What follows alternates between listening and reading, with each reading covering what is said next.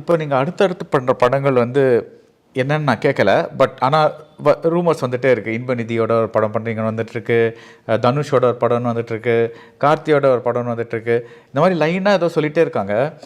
உங்ககிட்ட அவ்வளோ ஒன்லைன்ஸ் அப்படியே இருக்குமா? இல்லை சரி ஒரு சைன் பண்ணிட்டு அப்புறம் என்ன பண்ணலான்னு யோசிப்பீங்களா? எப்படி ஹவு டு யூ? அப்படின்னு இல்லை,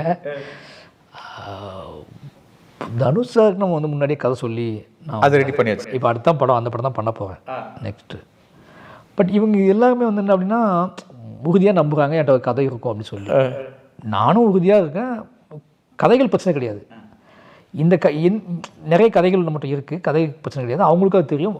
கதைனா என்ன, வாழ்வு தானே, வாழ்வும் புரிதலும் தானே. வாழ்வும் புரிதல்னால் நீங்கள் வந்து உலகத்தில் நம்ம டெய்லி வாழ்ந்துக்கிட்டு இருக்கோம்.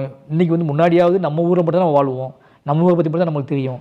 ஆனால் இன்றைக்கி இந்த உலகத்தோட எல்லா எல்லையும் பற்றி எல்லாத்துக்கும் தெரியும். எந்த சம்பவத்தையும் எங்கேருந்து கூட எட்டு வரலாம். அப்போ கதை கண்டுபிடிக்கிறது ரொம்ப ஈஸி. அந்த கதையை இன்றைக்கி உள்ள மனிதர்களுக்கு தேவையானதாக மாற்றுவதும் அதை கரெக்டாக அவங்க புரிந்து கொள்கிற மாதிரி மாற்றி சினிமாவாக கிராஃப்ட் பண்ணுறது தான் முக்கியமான வேலை. அதை செஞ்சிருவோன்னு அவங்க நம்புகிறாங்க. நானும் அவங்களுக்கு தகுந்த மாதிரியான ஒரு கதையை நம்மளால் உருவாக்க முடியும் அப்படிங்கிற நம்பிக்கை எனக்கு இருக்குது. பட் ஆனால் நான் வந்து இவங்க எல்லாத்தையுமே கதை சொல்லிட்டு கிட்டத்தட்ட லைன்லாம் அப்பப்போ சொல்லி லைன்லாம் ஓகே பண்ணது தான் எல்லாமே.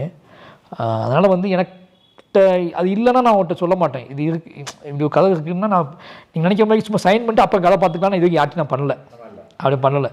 ஏன்னா எனக்கு நல்லா தெரியும், அதுக்கப்புறம் நான் வந்து ஒரு சொல்கிற கதை அவங்களுக்கு செட் ஆகலை அப்படின்னா எனக்கு அது தப்பாகிடும், மைண்டு அப்செட் ஆகிடும். இதுதான் கதை, இதுதான் பேக்ட்ராப்பு, இதுக்குள்ளே நீங்கள் இருப்பீங்க இந்த வேர்ல்டு அப்படின்னு நான் சொல்லி சூப்பர் சார் நம்ம இதை பண்ணலாம் சார், இதை பெருசாகி பண்ணலாம் சார் அப்படின்னு சொன்னால் தான் எனக்கு அடுத்த மூவ் ஆன் ஸ்டார்ட்டே ஆகும். MCR Pure Cotton Club, formals and casual shirts.